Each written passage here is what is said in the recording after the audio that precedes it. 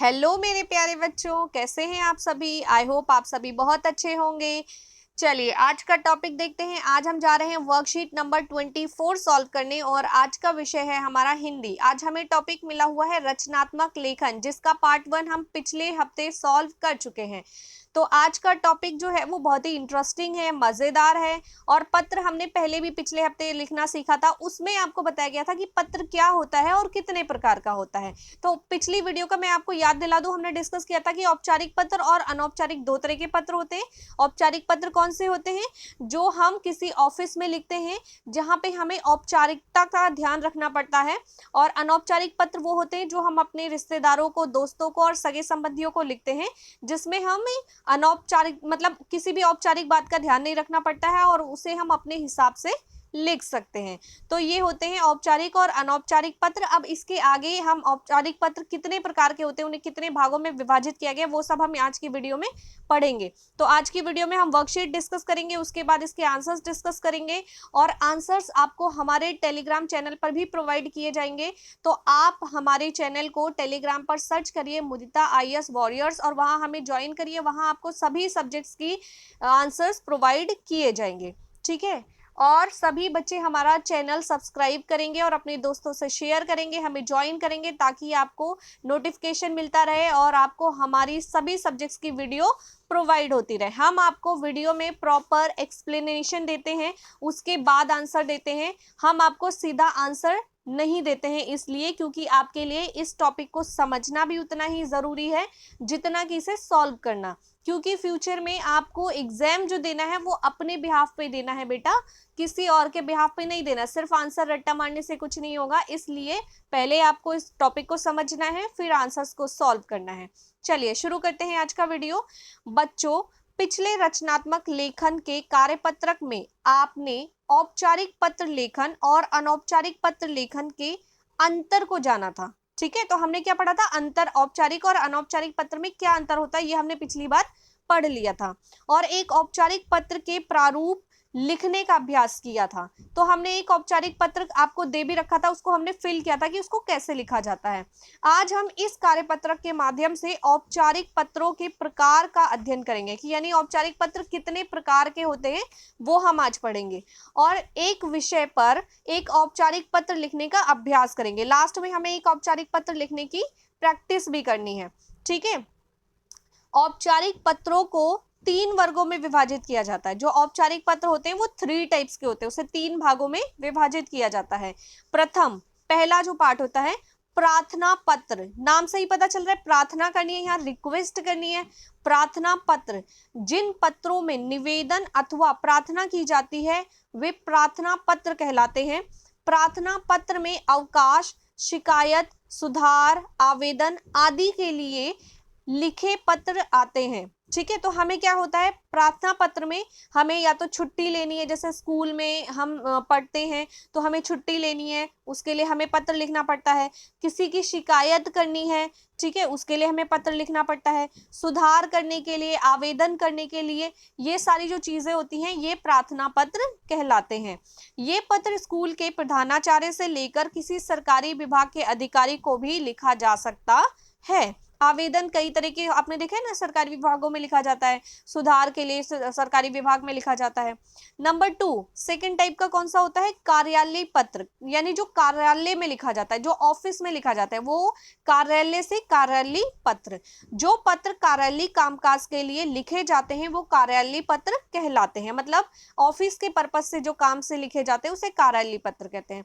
ये सरकारी अफसरों या अधिकारियों, स्कूल और कॉलेज के प्रधानाध्यापकों, प्रधानाध्यापक मतलब प्रिंसिपल्स, और प्राचार्यों को लिखे जाते हैं। इन पत्रों में डाक, अधीक्षक, समाचार पत्र के संपादक, परिवहन विभाग, थाना प्रभारी मतलब पुलिस ऑफिसर, स्कूल प्रधानाचार्य आदि को लिखे गए पत्र आते हैं। तो ये सारे जो किसी भी ऑफिस में जाता है पत्र, उसको हम कहते हैं कार्यालय पत्र, क्योंकि कार्यालय का मतलब होता है ऑफिस।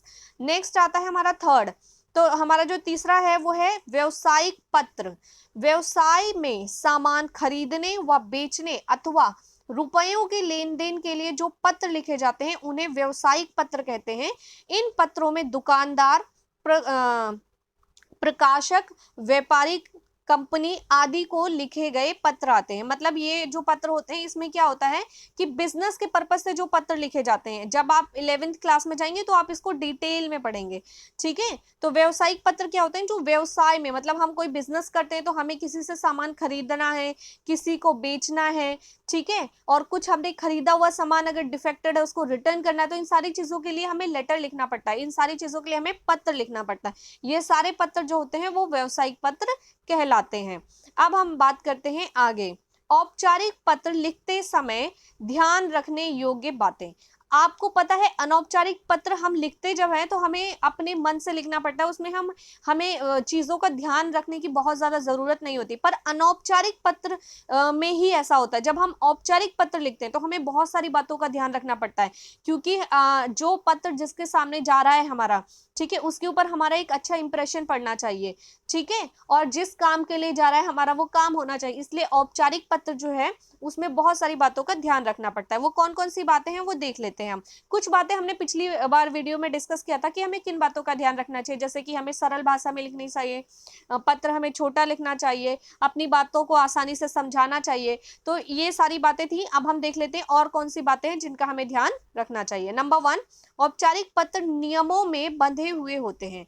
जो औपचारिक पत्र होते हैं वो नियमों में बंधे होते हैं, यानी कि नियम के अनुसार लिखे जाते हैं। जैसे कि आपने देखा ना, लिखा जाता है, उसका एक फॉर्मेट होता है कि आपको पहले लिखना है सेवा में, उसके बाद आपने जिसको लेटर लिखना है उसकी मतलब अधिकारी की पोस्ट लिखनी है, और उसके बाद उसका एड्रेस लिखना है, फिर आपको दिनांक लिखनी है, विषय लिखना है, महोदय लिखना है। ये एक फॉर्मेट होता है और हमें उसी फॉर्मेट को फॉलो करना है, उससे बाहर जाके पत्र नहीं लिखना है। तो औपचारिक पत्र में पत्र नियमों में बंधे होते हैं, मतलब हमें नियमों का पालन करना पड़ता है। नंबर 2, इस प्रकार के पत्रों में भाषा का प्रयोग ध्यानपूर्वक किया जाता है।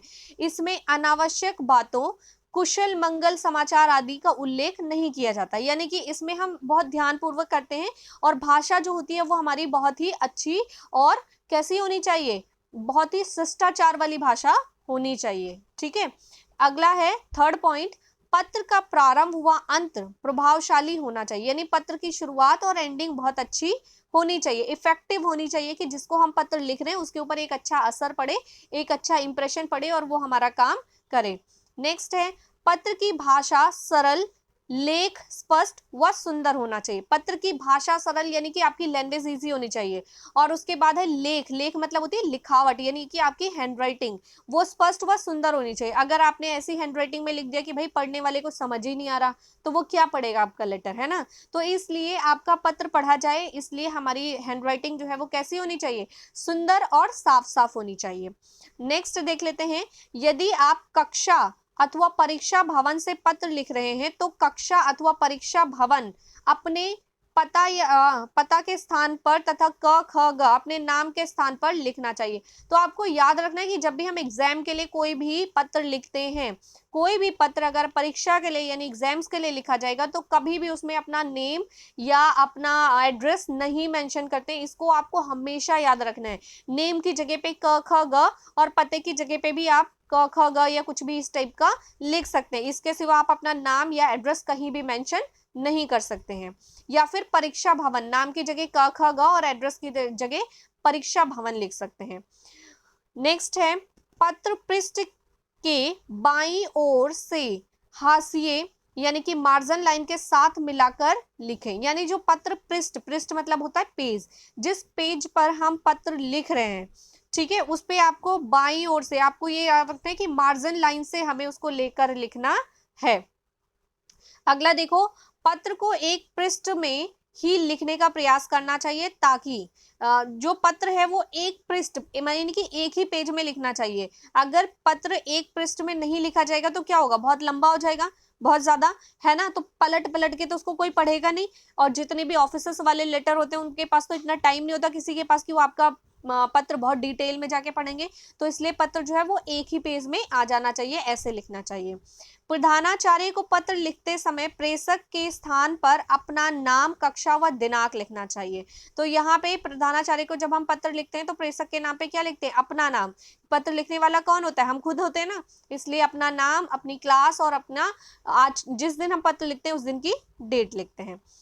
अब देखिए इसके आगे अब उपरोक्त बातों को ध्यान रखते हुए निम्न कथनों को पढ़िए और उसके आधार पर दिए गए प्रश्नों के उत्तर लिखिए। आप देखिए इसमें एक क्वेश्चन दिया गया है, आप B/8 310 रोहिणी दिल्ली के निवासी हैं। आपके घर के आसपास कई दिनों से बारिश के पानी का जमाव है। आप इस समस्या को दूर करना चाहते हैं। ठीक है, तो आपको कुछ प्रश्न दिए हुए हैं, इसके उत्तर आपको बताने। पहला प्रश्न है, आप इस समस्या को दूर करने के लिए किस अधिकारी को पत्र लिखेंगे?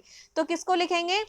स्वास्थ्य अधिकारी दिल्ली नगर निगम को पत्र लिखेंगे। यह पत्र किस प्रकार का होगा? यह औपचारिक पत्र होगा। इसके आंसर्स मैं अभी थोड़ी देर में प्रोवाइड करूंगी आपको। आप विषय में क्या लिखेंगे? ठीक है, आप पत्र के अंत में क्या लिखेंगे? उपरोक्त दिए गए विषय पर संबंधित अधिकारी को पत्र लिखने का अभ्यास कीजिए। तो पहले इन क्वेश्चंस के आंसर लिखने हैं और लास्ट क्वेश्चन में आपको पत्र लिखना है। तो चलिए डिस्कस कर लेते हैं इसके आंसर्स। उत्तर एक में हमसे पूछा गया था कि यह पत्र किसको लिखा जाएगा? तो यह पत्र स्वास्थ्य अधिकारी को लिखा जाएगा। और यह पत्र कैसा होगा? तो यह पत्र औपचारिक होगा। उत्तर 2 हमें पूछा गया है कि पत्र में हमारा विषय क्या होगा? तो पत्र में हमारा विषय होगा जल भराव की समस्या हेतु। अब तीसरा प्रश्न हमारा ये था कि पत्र के अंत में क्या लिखेंगे? पत्र के अंत में अपना नाम व पता लिखेंगे। चौथा था हमें पत्र लिखने का अभ्यास करना था। तो अब हम पत्र का अभ्यास करेंगे। हम पत्र लिखेंगे, सेवा में स्वास्थ्य अधिकारी दिल्ली नगर निगम नई दिल्ली, ठीक है, 110001 और दिनांक। आगे देख लेते हैं। विषय जल भराव की समस्या हेतु। महोदय, हम रोहिणी क्षेत्र के निवासी आपका ध्यान हमारे नगर की स्वच्छता की ओर आकृष्ट कराना चाहते हैं। वर्षा के कारण हमारे यहाँ जल भराव की समस्या उत्पन्न हो गई है। सड़कों के दोनों ओर तो पानी के तालाब ही बन गए हैं। यहाँ की सड़क भी समतल नहीं है। परिणाम स्वरूप बच्चों और वरिष्ठ नागरिकों को पैदल चलने और अन्य नागरिकों को आवाजाही में तकलीफों का सामना करना पड़ता है। प्रतिदिन इस भराव में हजारों मच्छर उत्पन्न होने लगे हैं, जिससे बीमारी फैलने का खतरा बढ़ गया है। सड़क के दोनों ओर मच्छर उत्पन्न होने के कारण सड़क से गुजरना कठिन हो जाता है। आपसे अनुरोध है, शीघ्र अतिशीघ्र वर्षा के जल को बाहर निकालने की व्यवस्था करें या करवाएं, दोनों हो सकता है। धन्यवाद। प्रार्थी मतलब पत्र लिखने वाला कौन है? क ख ग, क्योंकि मैंने बताया था आपको अपना नाम मेंशन नहीं करना है और आपको क्वेश्चन में आपका नाम नहीं दे रखा। क्वेश्चन पेपर में अगर आपको कोई नाम दे रखा है ऑलरेडी कि आप ये हो, तो आपको वो नाम मेंशन करना है। अगर क्वेश्चन में आपका नाम नहीं बता रखा है तो आपको क ख ग ही लिखना है। एड्रेस लिखना है, देन फोन नंबर लिखना है। तो आप फोन नंबर अपना नहीं मेंशन करेंगे, मैंने आपको बताया है। एड्रेस हमें क्वेश्चन में गिवन था, इसलिए हमने एड्रेस लिखा है। और एड्रेस अगर हमें नहीं गिवन होता तो हम एड्रेस की जगह भी ऐसा ही कुछ लिखते। कहीं भी आपको अपना नाम या अपना एड्रेस या फोन नंबर मेंशन नहीं करना होता है। ठीक है, तो ये था आज का हमारा हिंदी का वीडियो। अगर किसी बच्चे को कोई डाउट है, कंफ्यूजन है, तो आप हमें कमेंट बॉक्स में कमेंट करके बता दें, ताकि हम आपकी समस्याओं का समाधान कर सकें। और बाकी सभी बच्चे हमारी मास्टर सीरीज को ज्वाइन कर सकते हैं मंडे से हमारे चैनल मुदिता IAS वॉरियर्स पे।